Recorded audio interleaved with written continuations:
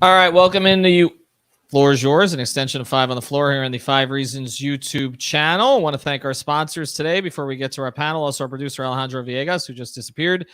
Our sponsors, we'll tell you about one of them to start, prizepicks.com. Use that code 5, F-I-V-E.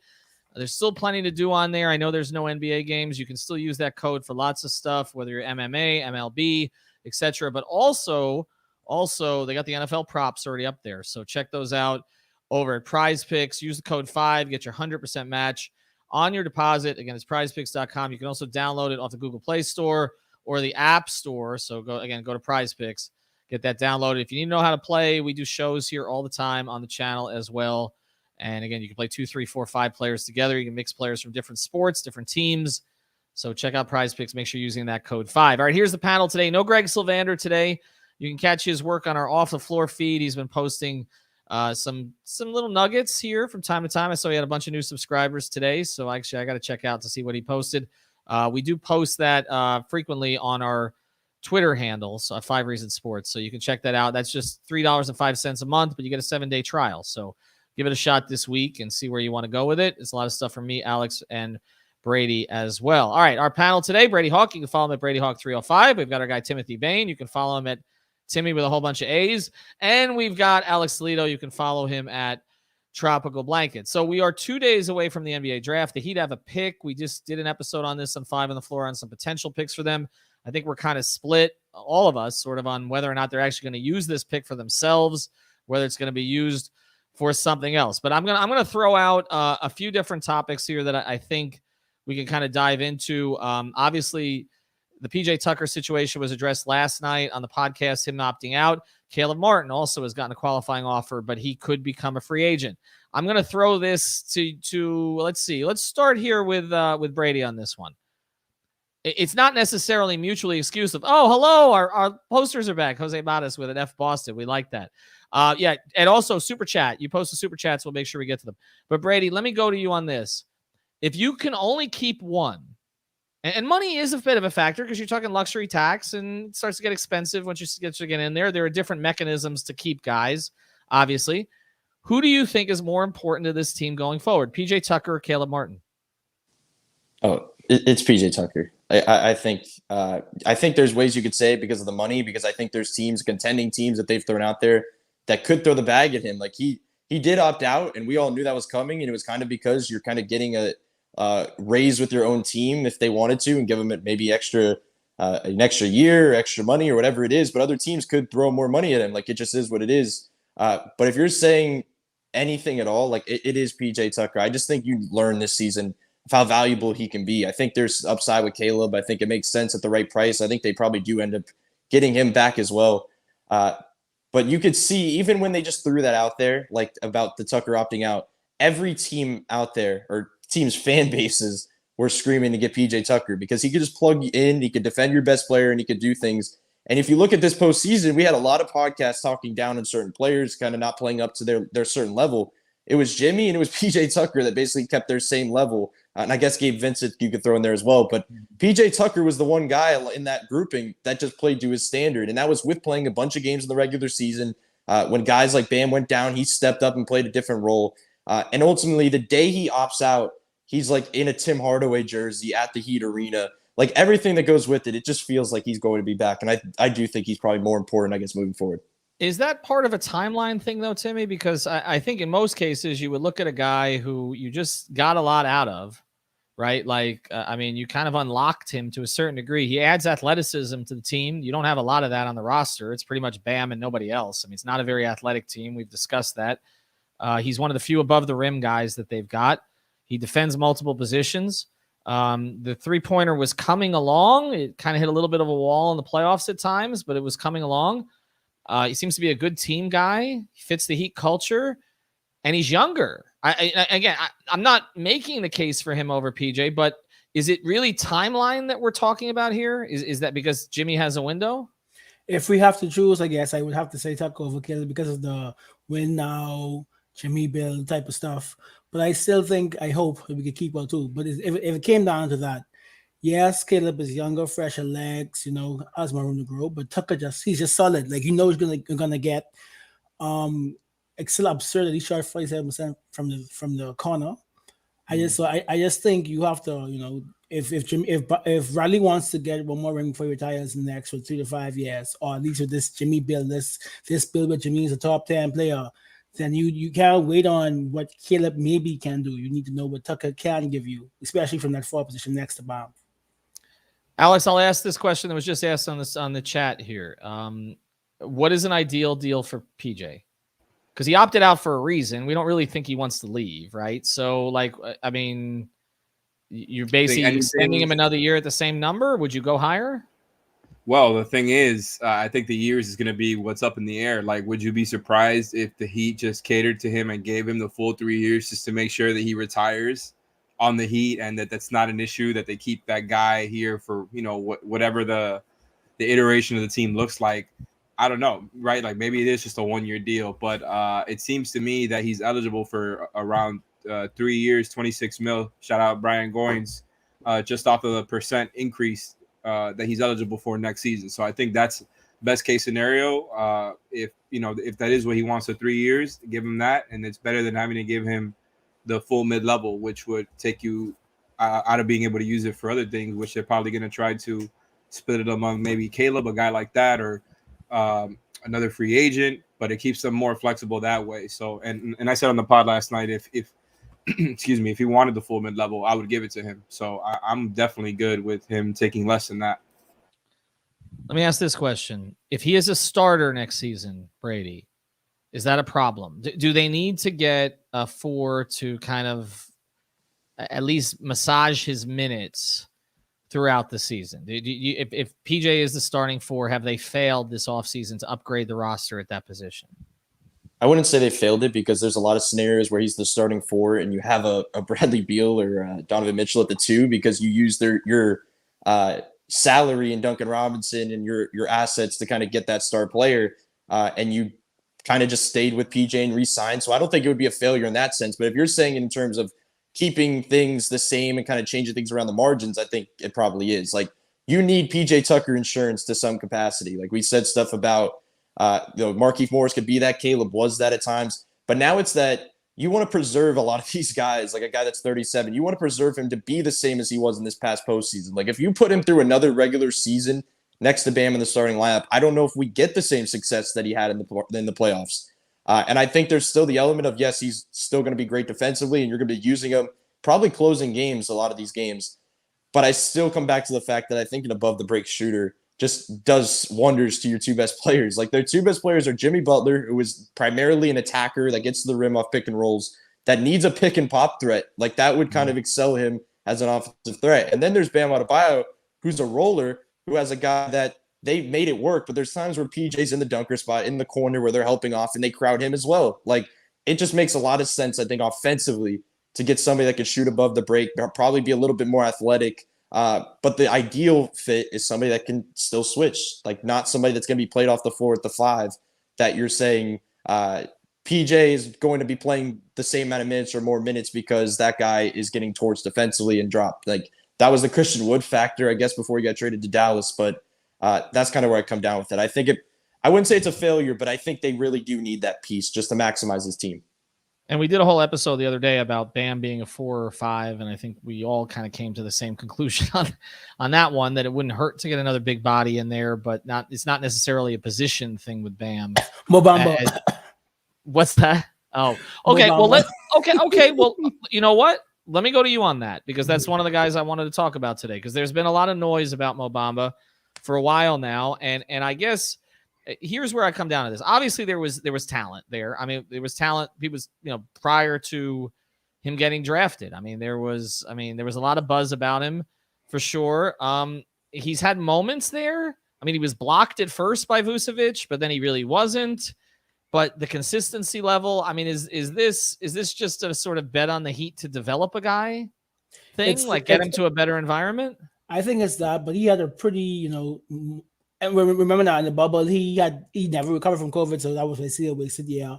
But he had a pretty good stretch of games last year when he was hitting the 3 blocking shots. And we've always said the perfect person next to Bamba, someone who can run the floor, maybe spot up in the wing, spot up on top of the key, and play defense. But jokes aside, I think my for me, Bamba is if you don't get the whale, if you don't get like the John Collins or the Jeremy Grant, like someone who could play maybe with Bam and behind Bam. So that's like a option like 5 or 6. But realistically, like I said, because the Magic, you never know what the Magic are going to do. But they're going to probably draft Jabari Smith. And there's talk they're going to be taking on a bad contract. So I just don't see where he stays. There was talks of going to New York, but they already have Mitchell Robertson, and they might draft another center. So he doesn't have to move too far. But that's definitely my if everyone else is gone, if you can't upgrade, if you can't get a whale this summer, if you can't get Grant Collins, I think Mo Bamba would be a steady increase for this team. I mean, Alex, when you look at again his game, we talk about kind of interchangeable pieces where you can play Bam at the 4 times, you can play Bam at the 5 sometimes. I feel it is worth a look. I will sort of caution on this though. The Heat, for all of their development, have not really over the years been able to kind of get the big who's been a disappointment somewhere else to flourish. Now, some of it was injury related. Obviously, Greg Oden was one. Eddie Curry experiment. There have been experiments over the years. So I again, Bamba's younger. He doesn't come with sort of that injury baggage, at least not recently. So I feel like there's something there. But what do you feel about that one? The thing is, that is the type of guy who I think could fit that archetype, right? Like the stretch big that people want playing next to Bam. I think theoretically he fits it. It's a thing I think you could try out for stretches, right? It's like, something you could experiment with during the season, see if that's something that's a viable option. I like the idea. Like, I think that's kind of an upgrade from Dedmon, No slander to him. Like I said last night on the show, I just think you get a guy who's 24, who was a top pick a few years ago at that price, or we haven't really talked about a specific price, but last night me and Leif were talking about potentially getting him. He said he wanted to get him for around $6 million, which is I believe the taxpayer mid-level exception. So to kind of allocate that amount for him, and I think that would make a lot of sense. Even though he's making $10 million right now in the rookie scale deal, I don't know how many teams would give him a lot more or something similar to that. So if he would be able to get him at that price, I think that's an awesome, like, bang for your buck type of move. And again, not to talk about players like assets, but we're in free agency season, we're in transaction season, and I think that would be a good scenario for Bamba as well. Whether it's playing with or without Bam, I think he would be a pretty good fit there. And he's somebody who I think, maybe his minutes get cut a little bit in the playoffs, but he can still be that kind of like that 10th guy, I think, 9th guy maybe. I want to get into the Kyrie discussion here in a second, because I'm seeing a lot of this on the chats, and I didn't get in on it yesterday because our internet, Brady and our internet was down in Fort Lauderdale. Thank you, Xfinity. So I know Greg and Alex handled it, but I want to get to it here a little bit. Before I do, once I have another sponsor, betteredge.com. That's BETTOREDGE.com/5 reasons. This is our new betting partner here at 5 Reasons. You get $20 when you play. It's peer-to-peer betting. The cool thing about it is, first thing, it's legal. It's legal in the state of Florida, so it's not offshore. You don't have to worry about any of that stuff. We all know what's going on with Hard Rock and everything else. But you can also find the line that you want. So check it out. It's Better Edge, BETT. There it is. Thank you, Alejandro. BetterEdge.com/5 reasons. You get $20 to play automatically. So like our guy Sean Rochester has been playing a lot of this.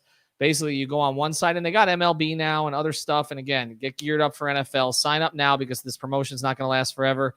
But basically, you can find the line that you want. So if you want someone to win you expect someone to win by a certain number of runs, you'll find something on the other side, and then you can decide not only how much you want to gamble, but how much you want to potentially win. So check it out. That's the referral bonus. That's our page there. Just go to BetterEdge, BETTOR.com/5 reasons. And our guy, Alex Dono, who's coming back later this week with his daily show, he's going to be doing that too. What is that with Alex? What's the picture that's just showed up there? It's just frozen. All right, let's get to the next one here. I want to have the Kyrie conversation here. Okay. I was going to go to Alex on this first, but he's frozen in time, so we won't be able to do that. Let's just do. Brady's been doing these articles on the site. Look at that. Brady's been doing these articles on the site. Donovan Mitchell, Bradley Beal, and Fitz. Okay. Let's just talk about Kyrie as a basketball player. Okay. Because the other stuff, whether the Heat could deal with that, whether an organization that required everybody to get vaccinated and boosted, I can tell you that Pat, after dealing with LeBron and Shaq, didn't really want to deal with Kawhi because he'd heard that his sort of group was even harder to deal with them. I mean, they made a pitch, but it was definitely a concern. Kyrie is like Kawhi, you know, in terms of distraction on like steroids. I mean, Kawhi doesn't create any problems other than, you know, sometimes when he doesn't rehab or doesn't want to rehab the way the team wants him to. Let me ask you, Brady, from a basketball perspective, is he the perfect fit? It's funny because to say quickly before the basketball thing, like if the Heat organization thinks they can handle it, like then I feel like everybody would buy in, like the fan base in general. But as a basketball player, like it's clear that he fits. Like if we're talking about somebody, I know that video was going around where like Jimmy said the ideal player he'd want to play with back like when he was with Chicago, and he said Kyrie because he just loves him as a basketball player.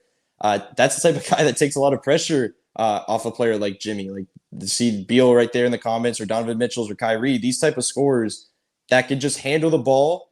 The reason I want to say, not to say Kyrie over or make the Kyrie versus Beal conversation, but the fact that Beal can move off the ball a little bit more is more intriguing, I feel like, from a basketball perspective, just the way that Spo runs things or the team runs things. But if you can have a point guard that's just out there that could just score at will, like we saw in that Nets game against the Heat back, I don't even remember when it was, just midway through the season, like that's ideal for Jimmy Butler. Like if you're trying to find a way to maximize his play offensively. But it's just weird. It's like weird because we talk about so many of these players like in the Heat system. And then when you talk about Kyrie, it's just different. Like it's just a different perspective as a basketball player because we're talking about so many of these twos and just so many of these different players. But a guy that could pound the ball and make plays off the dribble and isolation, get to the rim. Like I don't think it's crazy to say that Spo can kind of change him around and make him a high-level player on this team. But it's just kind of that's one tiny percentage, I guess, of Kyrie Irving is the basketball stuff. Alex, your thoughts? No, actually, let's go to Timmy. We've been off for a while, but I mean, does he realize he's frozen? I'm not really sure. What do you mean? You can't see me right now? No, it's frozen. We see the house, but we see the house. That's it. I took that off like so quickly. Oh my god, yeah. I should have just never messed around with it. This has been like the last 8 minutes, basically. Anyway, Timmy, let's go to you. Let's go on the other stuff. We know that this is not an organization that's typically afraid of anybody, right? Mm-hmm. But this guy, Kyrie is a different beast. Like what was the quote we just saying? A different animal. Like not a good way for Kyrie. Like I do not think you have a guy who missed 3 weeks, which just so happens to coincide with his father's and his sister's birthday, to just take away some time. He didn't want players to go to the bubble.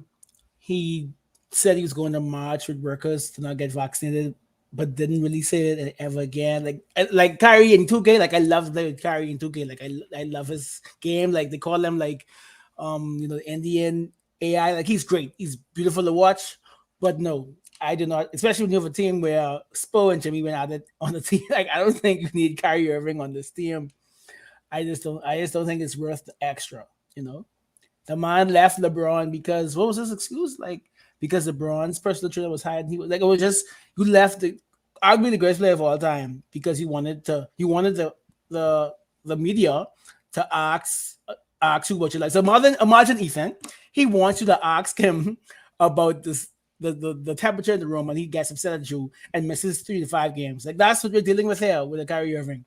Well, I've always told this story. When I first got to Cleveland, not something I like to remember, but when I was covering LeBron for Bleacher Report in 2014, the first thing I was told about Kyrie Irving was nobody in the locker room had his phone number. That basically they were all Dion fans and not Kyrie. And if you know with what the Heat dealt with Dion, that'll tell you just about everything. But Alex, I'll go to you. Let's just say pure basketball. Let's just do the pure basketball thing. We're not going to do the transaction thing or anything else. For this Heat team, you can have Beal, Mitchell, Levine, or Kyrie Irving for the next 3 years. Which one do you want? Ooh, wow. You're really giving me the pick of the litter here, huh? Tough questions right out the bat. My quick reaction, I'm going to have to go. I think I'm going to stick with my answer from before. I'm going to stick with Levine. I think he's kind of like the in between Beal and Mitchell in the sense that like he's taller, more athletic than them. Is in between them in age. So you're kind of getting like a win now player, somebody who is a 3-level scorer, can do it on or off ball. Like Brady was talking about with Beal, I think Levine has gotten a lot better at that stuff over the years, become more responsible playmaker. Not that he's an elite level playmaker or anything, but just for his position, it's those are the types of steps that I think you're going to want to see from Hero over the years. I think Levine will be awesome to just give that bounce of athleticism, immediately to the team. I think he will be an awesome acquisition, but really, I only think Beal is going to be the one that has a chance of shaking loose this offseason, if I'm being honest. That's kind of where my expectations are right now. I want to talk about one more sponsor, and then I'm going to throw the real question at you guys. All Pro Construction Builders. Alejandro's called it up. Make sure you check them out. Hurricane season is coming. You got to be prepared for it. They specialize in the impact windows and doors for residential and commercial properties. State certified, licensed, and insured general contractor. Just reach out to Danny. He'll tell you all about it. Okay, he's a big Heat fan. 305-484-4429. That's 305-484-4429. Or you can see him there on Instagram. You get a free estimate no matter what. But if you mention 5 Reasons, you get 10% off your entire order. So reach out to Danny. It says that they service Miami-Dade and Monroe, but they also service Broward. Okay, so check that out if you're in Broward County as well. Just find out how much the impact windows and doors are. It's going to save you money in the long run, and your house might not blow away, which is a positive. We know here in South Florida, we're just like, we haven't had one of the big hurricanes in a long time. We're due. So check out All Pro Construction Builders. He's got a lot of clients right now, he told me, but he definitely could squeeze in one of our customers. So mention, again, 5 Reasons and get your 10% discount. Let me throw this at you. If LeBron James this offseason, I'm just going to go straight to it. If LeBron James this offseason said, this thing's not, we can't trade Russ. None of these phantom trades that are occurring on Twitter are actually going to happen. Yes, I like the new coach because he played a role in Darvin Ham's hiring, but I don't think I can win here.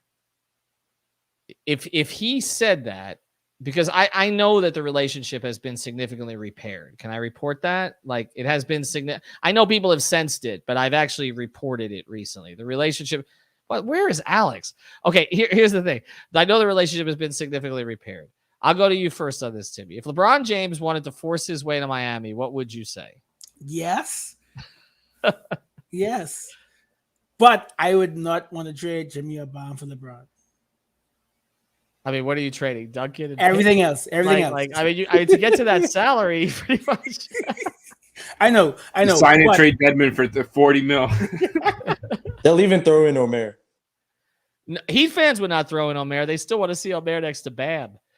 We would get that actually, right? Wouldn't we get that? Like if they traded for LeBron, it's like, well, we just gave up on Omer's potential. This is how Heat fans are. I mean, I'm like that sometimes too. So I'm not the only one. All right. So that, Timmy, you would say, are you both in agreement on that? If he forced it, because here's what I think may happen. Okay. This is not a report, but this is just a sense that I get. LeBron, his contract could be up after this season. And I wouldn't rule it out. I'm just going to leave it at that. I wouldn't rule it out. I don't think it's going to happen this year, but I wouldn't say that there's no chance that it happens the next year. That's just some snooping around that I've done recently and just kind of understanding what the relationship is. So I'm just throwing that bomb here in the 27th minute of Floor is Yours, but I'm just letting you guys know because I was curious. All right. Some other questions that came in here. We'll do these more rapid fire. So we'll get to some of these questions. The question about Goran Dragic with the Heat this year. Alex, do you see any role point to that? Anything? Or again, does it matter if Lowry's traded and then Gabe is starting maybe? Well, it definitely matters. And like we talked about in the episode last night on 5 on the Floor, I think there's going to be a lot of ways where they will be able to keep Lowry if they were to get into a scenario with one of those aforementioned, all-star level guys. And that definitely factors into whether Goran would be able to have a role or not, because otherwise he definitely does not have a role. He's somebody who I think would only be able to play if guys are out, in the regular season or in the, probably not in the playoffs. You definitely do not want to end up in that situation and end up like the Brooklyn Nets playing him alongside other guys that in the playoffs when you most, right, that's not going to be the case for the Heat. So I just think like if he wants to come here and be a part of the team and be a part of that journey back to a late playoff run and not have much expectation of playing much at all, we welcome him back with open arms. Other than that, you cannot promise him a role. Okay, and I've got that. I think, are we all in agreement on this one, basically? Yeah, I think that's the big thing. Like if Kyle was to be thrown in a deal for a certain guy and you have Gabe at the 1, I don't see a reason not to go that route. Because first of all, if people are going to bring up defense, like if you're making the trade for and putting Kyle in a deal, you're also throwing some of your weaker defenders in that deal. Mm-hmm. Like that's kind of the thinking process there, that you have a bunch of defenders on the roster. You can survive with Goran as a kind of bench scorer, I guess, behind Gabe in that scenario. But I do agree with him. I think the only other way is if he feels like he just wants to be a part of the team, I guess, as a third string point guard. I feel like he would definitely welcome that. But there's probably still that competitive side of him that probably still thinks he could play, I guess, in this league. All right, a couple more before we go. We appreciate all the comments and questions today. We are going to be here Thursday. We haven't exactly figured out how, because Brady, Alex, and I will actually be at the arena, probably to wait all night for them to pick a player that's not actually going to be on the team. And then wait for Chet Kammerer, who supposedly is not with the organization anymore, to come out afterwards to address us, or Pat at about 1 a.m, which is always fun because, it's almost like he's had 10 glasses of wine. So we're going to have some fun with that on Thursday night. We'll see how late Pat stays up. It'll probably be past our bedtime. But I do want to get to a couple of other things here, because I think that as we look at some of the players that are out there on the market, obviously, Nick Batum has been discussed. Jeremy Grant has been discussed. I saw Jonathan Isaac come in here. I don't know that that's someone they're going to want to get involved with. And you're shaking your head, Timmy. Give me the one, each of you, kind of give me the one guy who hasn't been talked about a lot, who would be a good fit as an addition. Because we had PJ on the list last year, but like we were not, there were like 12 bigs or fours that we discussed at that time. Give me the one guy. I'll start with you, Alex. Like sort of the one guy you'd be like, if this guy happens, we'll be like, okay, Alex said that this was a possibility and this guy made sense. You ready? It's good that you asked me that today, because I had a random idea, and this is nothing that's been reported or a guy that's even been out there recently, but has been moved in the past, and I think is actually somebody I would not mind settling for. Again, this is not like the number one guy I want the Heat to trade for as an extra front court piece, but I remember last summer the Pelicans weren't they in on Duncan Robinson for a while? Like they liked the idea of Duncan Robinson.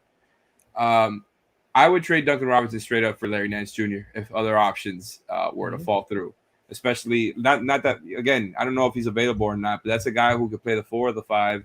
Not exactly a shooter, but can hit an open 3, right? He's not a stretch big. He's not a shooting big, but he can space the floor for you in a similar way to what PJ does. And I think he's a really good defender, solid rebounder. I think played a nice role for the Pelicans. So I'm not sure if they're going to want to move him now with Zion coming back. They seem like they're going to want to compete.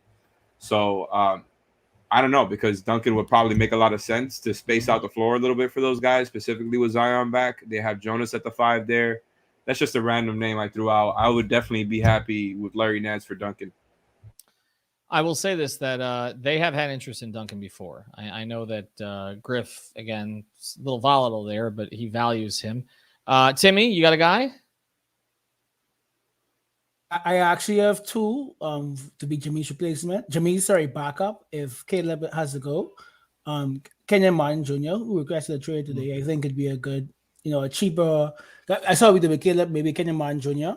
and Taurean Prince. And I think I've seen Taurean Prince before, but that's always been my, Jimmy backup. Like I always think Taurean Prince, and he also could play up to a 4 off the bench. Brady?